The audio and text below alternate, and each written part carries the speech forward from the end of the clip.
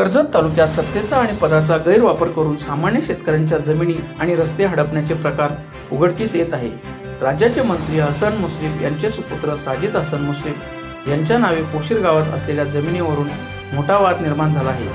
मंत्री पुत्राने आपल्या जमिनीला दगडी कुंपण घालताना चक्क बाजूच्या शेतकऱ्याच्या पिढ्यानपिढ्या रस्ताच बंद केला आहे। पोशीर गावातील स्थानिक शेतकरी रोशन परशुराम हाबले यांची शेती सध्या संकटात आली आहे। त्यांच्या शेताकडे जाणारा जुना रस्ता दगडी बांधकाम करून अडवण्यात आला आहे। शेतीसाठी लागणारी अवजारे नेणे आता अशक्य झाले आहे। या अन्यायाविरुद्ध शेतकऱ्यांनी 16 मार्च 2026 रोजी कर्जतचे तहसीलदार डॉक्टर धनंजय जाधव यांना निवेदन दिले होते, मात्र अद्याप कोणतीही ठोस कारवाई झालेली नाही। या प्रकरणात आता किसान क्रांती संघटना मैदानात उतरली आहे। मंत्र्याचा मुलगा असला तरी शेतकऱ्याचा रस्ता मोकळा करून देणारच असा निर्धार संघटनेने केला आहे। तहसीलदार जाधव यांनी मंडल अधिकारी संतोष जांभळे यांना पंचनाम्याचे आदेश देऊन आठवडा उलटला तरी अद्याप पंचनामे झालेला नाही। त्यामुळे प्रशासकीय दिरंगाईवर प्रश्नचिन्ह उपस्थित होत आहे। माझे नाव रोशन परशुराम हाबले, मुक्काम पोशीर, शेतकरी आहे मी। इकडे आता आम्हाला तर पावसाळा जवळ आलेला आहे आणि आमची आता शेती करण्याची वेळ आलेली आहे। आम्हाला शेतामध्ये येण्यासाठी रस्ताच नाहीये। इकडे बघू शकता, इकडे पूर्ण कंपाऊंड आहे, कंपाऊंड केलेलं आहे। आम्हाला तर शेतामध्ये येण्यासाठी रस्ता नाही आहे। आणि इकडे आम्ही तहसीलदार आणि पोलीस स्टेशनला सुद्धा आम्ही गेलो होतो तक्रार करण्यासाठी, तर कुठल्याही प्रकारची तक्रार तहसीलदार साहेबांनी सुद्धा घेतलेली नाही आणि कलम पोलीस स्टेशननी सुद्धा घेतलेली नाही। आणि इथं आम्हाला दमदाट होत होता। आता राब भरणीचा वेळ आलेला आहे, आता राब जाळतात ते, आणि मग त्याच्यामुळे आम्हाला राब भरणीचा वेळ आता तर इथे दमदाट होता तिथे येण्यासाठी। आमच्या वडील इकडे आले असताना त्यांना जीवे मारण्याची धमकी देण्यात आलेली आहे, म्हणून वडील आमच्या इकडे येतच नाही अजिबात। वडिलांनी गोष्ट आम्हाला सांगितली नव्हती, पण आता आम्हाला वडिलांनी सांगितलं की तुमच्या मुलाला पण मारू आणि तुम्हालाही मारू, त्याच्यामुळे आमची राब भरणी अशीच राहिलेली आहे। आणि आता येण्यासाठी रस्त्याने आम्ही यावर्षी ते हसन मुश्रीफ म्हणून मंत्री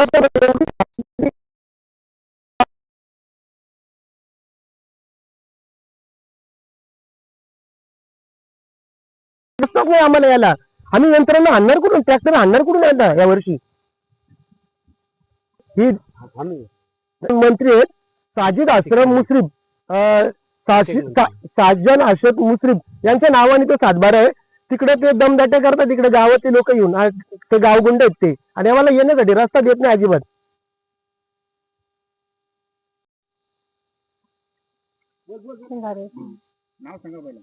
मी सुरेखा वामन राणे।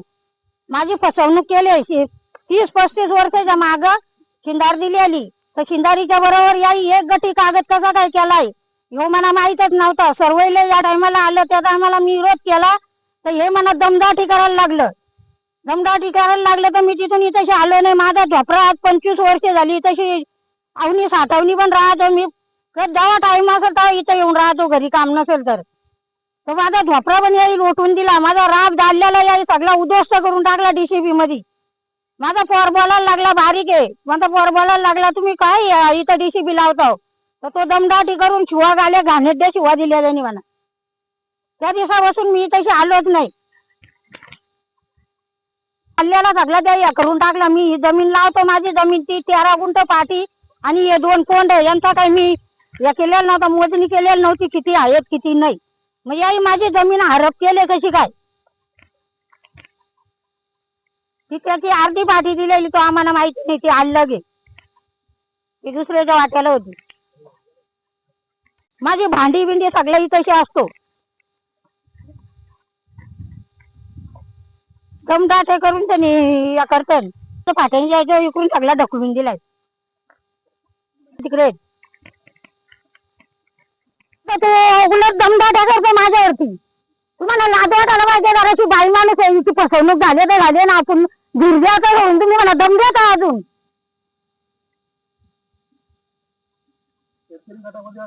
कसे आले होता ना, बोला सर्वे करू नका, हा करू सर्व, मग बघू आम्ही येतो। आता फोन केला का बोलतो नाही 4 दिवस थांब, 8 दिवस थांब,